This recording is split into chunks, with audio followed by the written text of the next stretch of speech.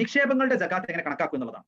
ഒരാൾ ഇൻവെസ്റ്റ് ചെയ്തിട്ടുണ്ടെങ്കിൽ ആ നിക്ഷേപങ്ങൾ രണ്ട് രൂപത്തിലുള്ള കമ്പനികളിലായിരിക്കും, അല്ലെങ്കിൽ രണ്ട് രൂപത്തിലുള്ള ബിസിനസ്സുകളിലായിരിക്കും. ഒന്ന് ഉൽപ്പന്നാധിഷ്ഠിതം, പ്രൊഡക്റ്റ് ഓറിയന്റഡ്, അഥവാ ഉൽപ്പന്നങ്ങൾ വിൽക്കുന്ന കച്ചവടങ്ങളിൽ. അങ്ങനെയാണെങ്കിൽ അവിടെ നമ്മൾ പൈസ നിക്ഷേപിച്ചാൽ നമ്മളുടെ അസറ്റുകൾ, അതായത് കട, ബിൽഡിംഗ്, കമ്പ്യൂട്ടർ, ഡെലിവറി വെഹിക്കിൾ, ഇതിനൊന്നും സക്കാത്ത് ബാധകമല്ല. അതിന് നമ്മൾ അസറ്റ് എന്നാണ് പറയുക. അത് നമ്മൾ വിൽക്കാൻ വെച്ചതല്ല. നേരെ മറിച്ച് അവിടെയുള്ള സ്റ്റോക്ക്, കച്ചവട വസ്തുക്കൾക്ക് സക്കാത്ത് ബാധകമാണ്. അതുപോലെ തന്നെ ആ ബിസിനസ് സംരംഭത്തിൽ അവരുടെ കൈവശമുള്ള ക്യാഷ് എത്രയാണോ, ധനം എത്രയാണോ, അതിനും സക്കാത്ത് ബാധകമാണ്.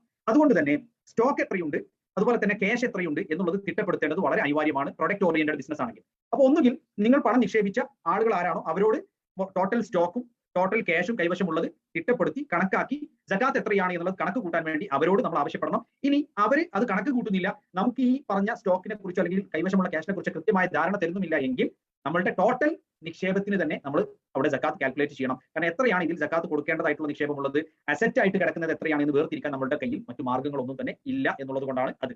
എന്നാൽ അതേസമയം ഈ ബിസിനസിന്റെ ഇത്തരം ഡീറ്റെയിൽസ് നമുക്ക് അറിയുന്നില്ല എന്നുണ്ടെങ്കിൽ ആ ബിസിനസിനെ സംബന്ധിച്ചിടത്തോളം സാമ്പത്തികമായി പറയുകയാണെങ്കിൽ അത് നമ്മൾ ശ്രദ്ധിക്കേണ്ട ഒരു ബിസിനസ്സാണ്. കാരണം അതിന്റെ കണക്കുകൾ ശരിയല്ല എന്നുള്ളതാണ് അത് സൂചിപ്പിക്കുന്നത്.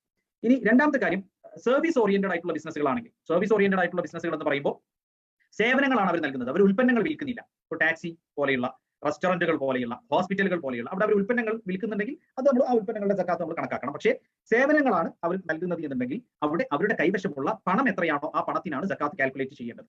അപ്പൊ ഇവിടെ നിങ്ങൾ സംരംഭം നടത്തുന്നവരാണെങ്കിൽ നിങ്ങളുടെ സംരംഭത്തിലെ സക്കാത്ത് കാൽക്കുലേറ്റ് ചെയ്യുക. ഓരോ ഷെയർ ഹോൾഡറോടും എത്രയാണ് നിങ്ങളുടെ സക്കാത്ത് നൽകേണ്ടത് എന്ന് അവരെ അറിയിക്കുകയും ചെയ്യുക എന്നുള്ളതാണ് നിങ്ങളുടെ ഭാഗത്തു നിന്നും സംരംഭകർ എന്നുള്ള നിലയ്ക്ക് നിങ്ങൾ ചെയ്യേണ്ടത്. ഇനി നിങ്ങൾ നിക്ഷേപകരാണെങ്കിൽ എവിടെയാണോ നിങ്ങൾ നിക്ഷേപിച്ചിട്ടുള്ളത് അവരോട് ഈ ഡീറ്റെയിൽസ് ആവശ്യപ്പെടുകയും സക്കാത്ത് കണക്ക് കൂട്ടുകയും ചെയ്യുക. ഇനി അത് അവർ നൽകാത്ത പക്ഷം നിങ്ങളുടെ മുഴുവൻ നിക്ഷേപത്തിനും നിങ്ങൾ സക്കാത്ത് കൊടുക്കേണ്ടി വരും. കാരണം എത്രയാണ് അതിൽ സക്കാത്ത് കൊടുക്കേണ്ടതായ വിഹിതം എന്നുള്ളത് കൃത്യമായി നിങ്ങൾക്ക് അറിയാത്തത് കൊണ്ട് തന്നെ.